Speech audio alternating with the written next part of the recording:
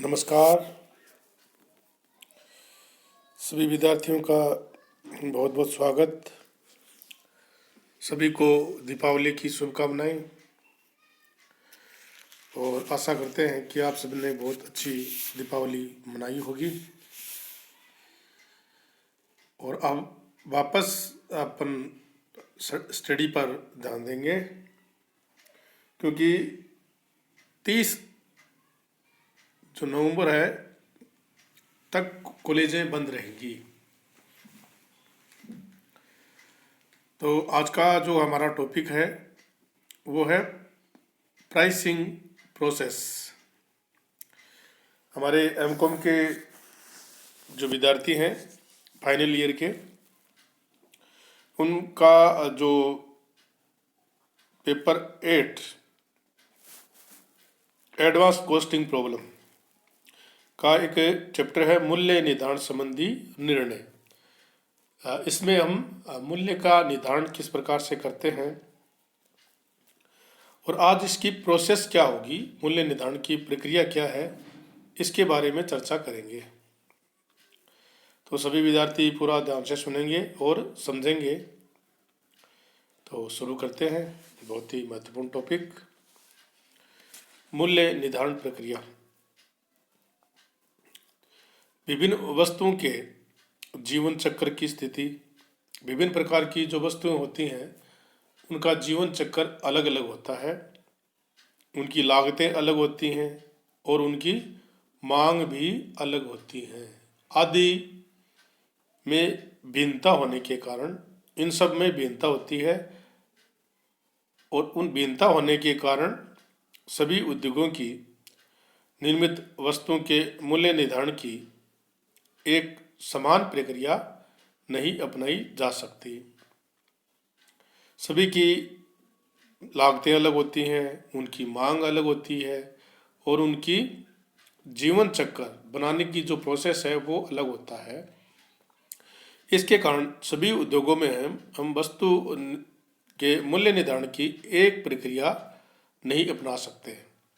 प्रत्येक संस्था अपने वस्तुओं के मूल्य निर्धारण हेतु पृथक पृथक तकनीक अपनाती है। प्रत्येक संस्था है उसका मूल्य निर्धारण करने का प्रोसेस अलग अलग होता है।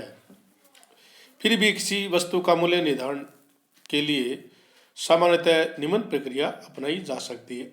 नॉर्मली अगर हम बात करें कि किसी वस्तु का मूल्य निर्धारण किस प्रकार से किया जा सकता है, संस्थाएं अलग अलग निर्धारण करती हैं, फिर भी उसमें कुछ बातें हैं, कॉमन बातें हैं, सामान्य बातें हैं तो सब संस्थाएं अपनाती हैं।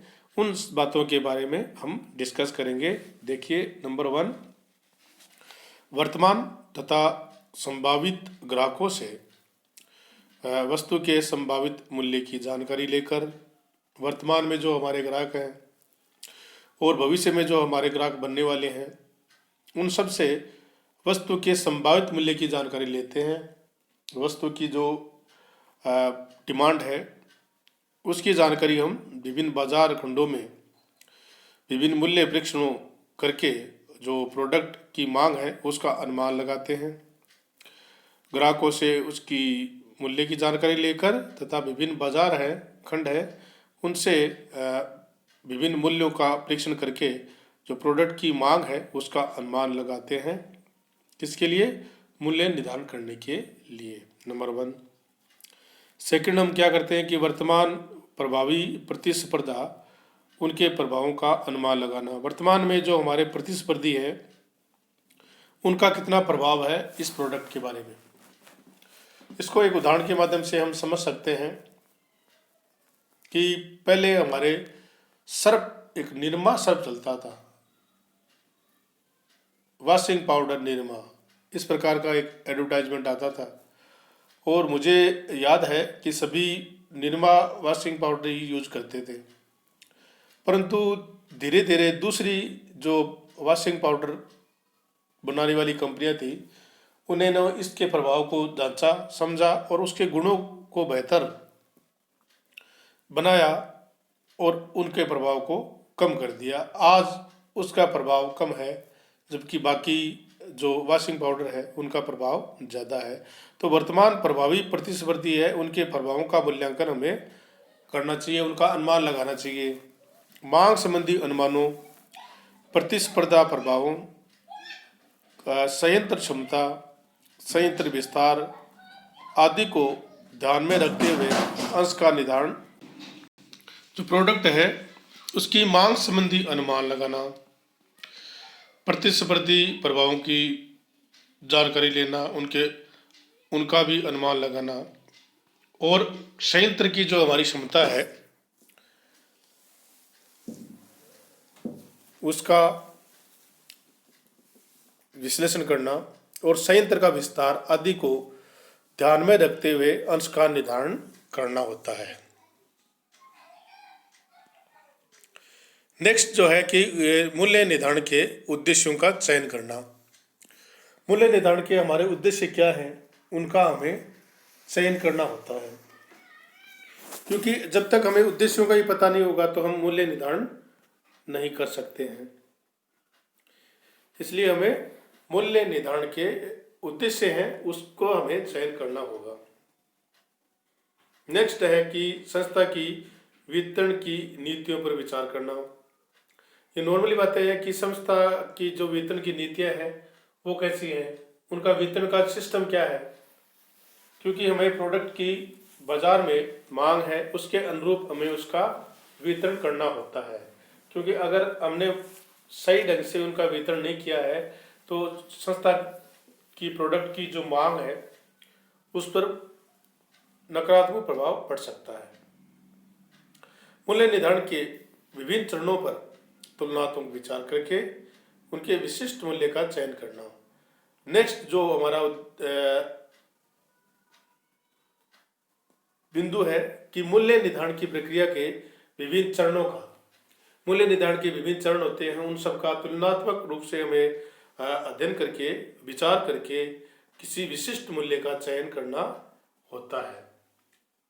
इन सब बातों का अगर नॉर्मली रूप से हम बातचीत करें तो ध्यान रखना होता है मूल्य निर्धारण करने के लिए। और ये सामान्य बातें हैं, ये सभी संस्थाएं, सभी जो बड़ी बड़ी कंपनियां हैं वो मूल्य निर्धारण करते समय इन सब बातों पर नॉर्मली विचार करते हैं। इसके अतिरिक्त मूल्य आधारित, लागत आधारित मूल्य व आर्थिक मूल्य, दो प्रकार के मूल्य की बात हो रही है, लागत आधारित मूल्य और आर्थिक मूल्य। देखिए कि लागत लेखांकन का प्रमुख उद्देश्य वस्तु की प्रति इकाई लागत ज्ञात करना। लागत लेखांकन का जो प्रमुख उद्देश्य होता है वो है वस्तु की प्रति इकाई लागत ज्ञात करना, ताकि उसमें लाभ जोड़कर वस्तु का मूल्य ज्ञात किया जा सके। ताकि हम क्या कर सकें कि वस्तु की टोटल लागत हमारी कितनी आई और उसमें लाभ को जोड़ देंगे तो जो मूल्य आएगा वो वस्तु का मूल्य होगा। परंतु वस्तु का मूल्य सदैव लागत पर आधारित नहीं होता है। यदि प्रत्येक विक्रेता लागत पर लाभ जोड़कर मूल्य तय कर सकता हो तो व्यापार को हानि नहीं होगी। ये तो सामान्य आप सब जानते हैं कि किसी वस्तु का मूल्य निर्धारण करते हैं तो कितनी लागत लगी इतना प्रॉफिट होना चाहिए, वो मूल्य निर्धारित कर देते हैं, लेकिन ऐसा संभव नहीं है। अलग अलग परिस्थिति में अलग अलग तरीके से मूल्य का निर्धारण करना होता है, क्योंकि ऐसा हो तो व्यापार में हानि नहीं होगी, क्योंकि हमें लागत का हमें पता है और उसमें प्रॉफिट हमने जोड़ दिया। तो हमें प्रतिस्पर्धा में आगे बढ़ना है, अपने प्रोडक्ट को आगे ले जाना है, इसके लिए हमें अन्य बातों पर भी ध्यान देना होता है। और वो क्या है, अल्पकाल में वस्तु का मूल्य मांग और पूर्ति के सिद्धांत, उनकी शक्तियों पर, यह अर्थशास्त्र के नियमों पर से निर्धारित होता है। ये बात आपको ध्यान में रखनी है कि अल्पकाल में वस्तु का मूल्य मांग व पूर्ति की शक्तियों द्वारा अर्थशास्त्र के नियमों से निर्धारित होता है। किसी एक उत्पादक की लागतों का प्रभाव मूल्य पर नहीं होता है। किसी एक प्रोडक्ट जो निर्माण करता है उसकी लागतों का प्रभाव मूल्य पर नहीं होता है। दीर्घकाल में मूल्य सभी उत्पादकों की सामान्य लागतों पर आधारित होता है। अल्प दीर्घकाल में जो मूल्य है वो सभी जो प्रोडक्ट का निर्माण करते हैं उन सब की सामान्य लागतों पर आधारित होता है। नॉर्मल कॉस्ट होती है उस पर जो मूल्य है वो आधारित होता है। लागत की तुलना में वस्तु का मूल्य सरकारी नीतियों व ग्राहकों की मानसिकता से अधिक प्रभावित होता है। लागत का ज़्यादा प्रभाव नहीं होता है। सबसे ज़्यादा जो प्रभाव होता है मूल्य निर्धारण पर वो होता है सरकार की नीतियों पर। सरकार की नीतियाँ क्या है इस प्रोडक्ट के बारे में वो सबसे ज़्यादा मैटर करता है। और इसके साथ साथ ग्राहकों की मानसिकता क्या है, ग्राहक कैसी वस्तु खरीदना चाहते हैं, ग्राहक सस्ती वस्तु खरीदना चाहते हैं या महंगी वस्तु खरीदना चाहते हैं। इसको उदाहरण के माध्यम से समझे तो विलासिता की जो वस्तुएं होती हैं उनका मूल्य बहुत अधिक होता है, उसके बावजूद भी वस्तु को ग्राहक है वो परचेज करते हैं, जबकि उसकी लागत है वो कम आती है। इसके विपरीत कुछ वस्तुएं ऐसी होती हैं जिनका मूल्य बहुत कम होता है, फिर भी लोग उसको परचेज नहीं करते हैं, क्योंकि लोगों की मानसिकता ये होती है कि अगर हम ज़्यादा मूल्य चुकाएंगे तो हमें ज़्यादा गुणों वाली वस्तु प्राप्त होगी, ज़्यादा वैरायटी, ज़्यादा क्वालिटी वाली वस्तु प्राप्त होगी, जबकि ऐसा संभव नहीं है।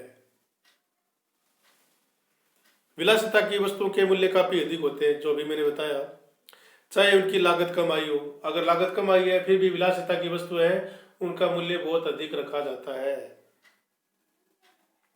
इसको एक उदाहरण के माध्यम से समझ सकते हैं कि पहले लख टकिया की कार नाम से टाटा ने एक टाटा नैनो कार के नाम से एक कार लॉन्च की थी। उसका मूल्य लख टकिया मतलब 1 लाख के पार मूल्य था, लगभग 1 लाख या 1 लाख के आसपास ही उसका मूल्य रखा गया था और बहुत अच्छे तरीके से उसकी मार्केटिंग की गई थी, फिर भी लोगों ने उसको ज़्यादा रेस्पॉन्स नहीं दिया, जबकि वो एक अच्छी कार साबित हो सकती थी। और इसकी तुलना में 10 लाख रुपए की, 7 लाख रुपए की कार हम परचेज करते हैं। तो इसका मीनिंग क्या है कि जो वस्तु ज़्यादा पैसे में खरीदी जाती है तो लोगों की मानसिकता है कि वो अच्छी होगी, जबकि जैसे देखते हैं कि जो वस्तु ज़्यादा मूल्य की होती है उसको ग्राहक ज़्यादा परचेज करते हैं और जो कम मूल्य की होती है उस पर उतना ध्यान नहीं देते, क्योंकि विलासिता की जो वस्तु होती है उसकी तरफ ज़्यादा आकर्षित होते हैं। तो इस प्रकार लागत से कभी कभी ये मानकर चलता है ग्राहक, ये चलता है कि अधिक कीमती वस्तुओं के गुणों में अच्छी होगी। ये अभी भी मैंने आपको बताया था कि ग्राहक ये मान के चलते हैं कि जो अधिक मूल्य अगर हम चुकाएंगे तो उसकी गुणों की में वो वस्तु अच्छी होगी। अतः इस प्रकार की वस्तु का मूल्य ज़्यादा रखना होता है। सभी ग्राहकों द्वारा वस्तु की मांग की जाती है, जिसका मूल्य ज़्यादा होता है ग्राहकों द्वारा उस वस्तु का मूल्य मांग है वो ज़्यादा की जाती है। तो इस प्रकार देखिए कि एक वस्तु का मूल्य निर्धारण करते समय हमें किन किन बातों को ध्यान में रखना होता है और कौन कौन से फैक्टर हैं जो उसमें काम करते हैं। इस प्रकार से हमें उन सब बातों को ध्यान में रखते हुए वस्तु का मूल्य निर्धारण करना चाहिए, क्योंकि बहुत से फैक्टर हैं वो वस्तु के मूल्य निर्धारण पर अपना प्रभाव रखते हैं। आप सबका बहुत बहुत धन्यवाद। और नेक्स्ट चैप्टर होगा उसमें हम आपको और अधिक इसके बारे में विस्तार से बताएंगे। Thank you.